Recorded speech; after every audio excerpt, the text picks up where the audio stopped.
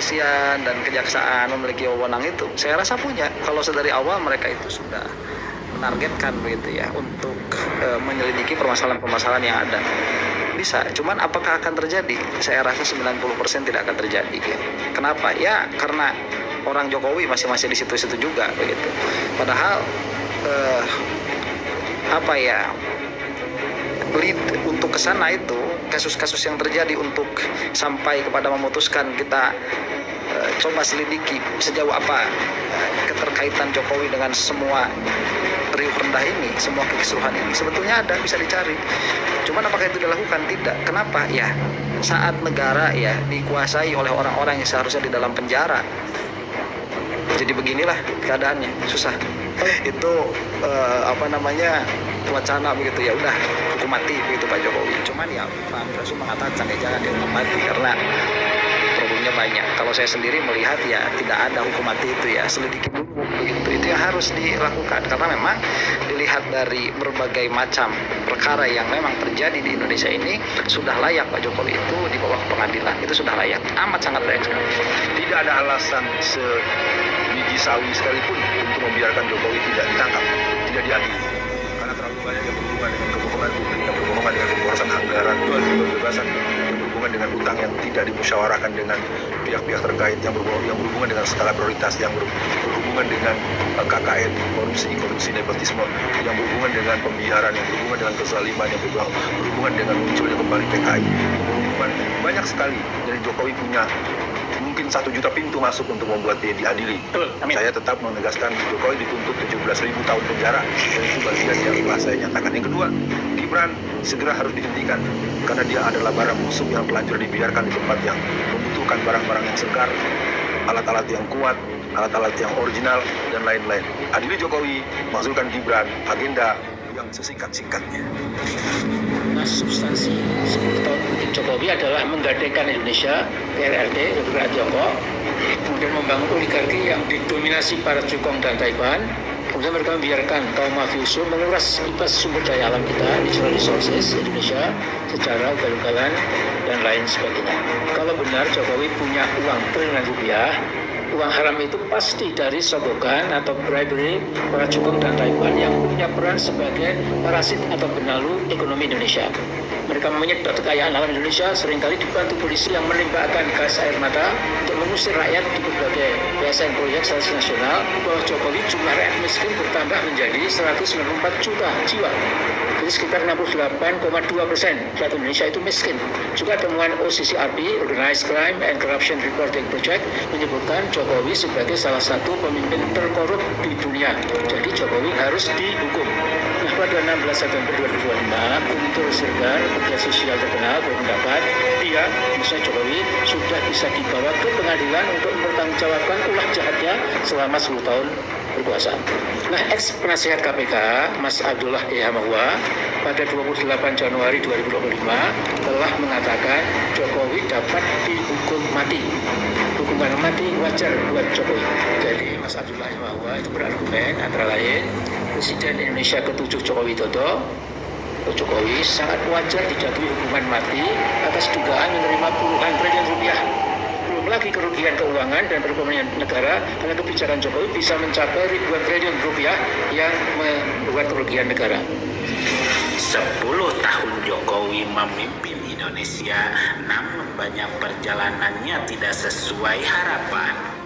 Demokrasi yang dulu menjadi pondasi reformasi kini dinilai berada di titik rawan. Revisi Undang-Undang KPK yang disusul pemecatan puluhan pegawai KPK melalui tes wawasan kebangsaan menimbulkan pertanyaan serius. Apakah lembaga anti korupsi masih memiliki kekuatan untuk menindak kasus besar? Yang penting soal ini sudah masuk di dalam wacana korupsi, karena itu KPK sudah turun tangan itu. Jadi kalau kita bedakan dengan seluruh isu menyangkut Presiden Jokowi di masa lalu, dinasti, jasa palsu, khilafah, kelihatannya atau terlihat cukup efektif isu yang diangkat oleh media massa itu yang setiap hari disorot itu soal musik. Jadi kalau Pak Jokowi mulai merasa terganggu, maka kita bisa baca itu sebagai upaya beliau untuk menghindar dari sorotan korupsi. Kira-kira itu. Tapi di dalam politik semakin terbaca upaya menghindar, makin sorotan akan makin kuat ke sana tuh. Kritik terhadap dinasti politik kian menguat. Putusan Mahkamah Konstitusi yang membuka jalan Gibran maju ke panggung politik meski belum memenuhi batas usia, banyak yang menilai ini simbol kekuasaan yang diwariskan, bukan dipertanggungjawabkan. Praktik nepotisme dan politik dinasti dari posisi strategis yang diisi keluarga dan kerabat Jokowi membuat sebagian rakyat merasa terasing dari jalannya proses politik. Ketimpangan ekonomi semakin nyata dari laporan yang menunjukkan 1% orang terkaya menguasai lebih dari separuh aset nasional, sementara jutaan rakyat berjuang dengan biaya hidup yang meningkat beberapa kali lipat dalam dekade terakhir.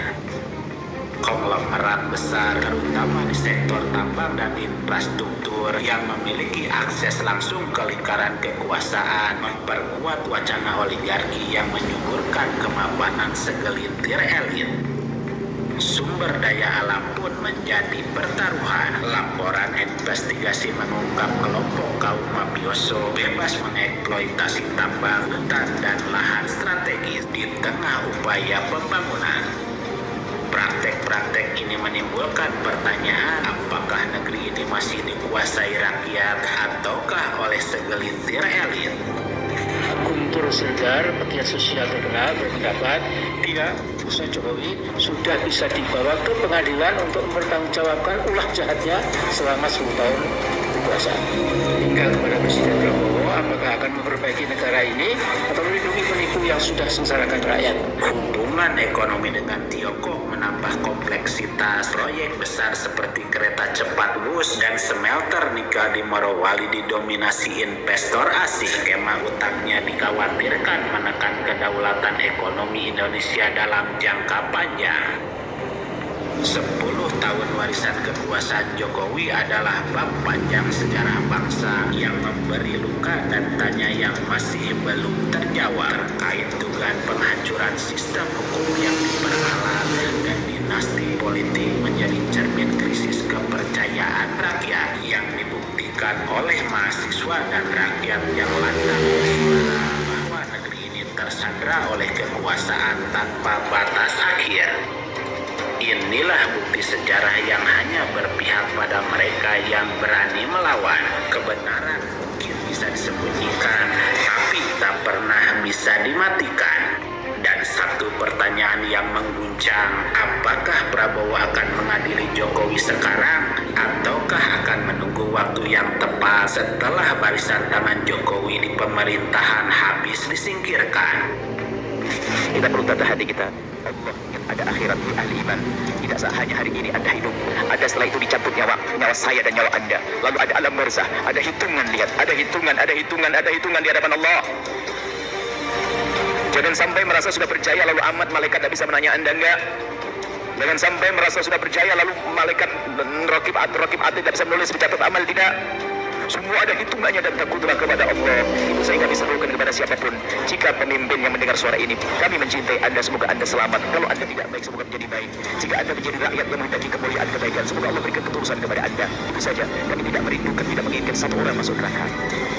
Maka ayo baik-baik, ayo yang benar, ayo sadar, ayo kita kembali kepada Allah Subhanahu wa taala. Lihat, sesaat di dunia raja-raja telah meninggal. Orang-orang kaya sudah banyak mati, kan begitu? Apakah kita ingin mati dalam keadaan fakir, nggak punya amal baik, atau bahkan punya kezaliman kepada manusia yang akan menuntut kita nanti di akhirat? Semoga Allah menyelamatkan kita semua, dimulai dari pemimpin sampai rakyat jelata.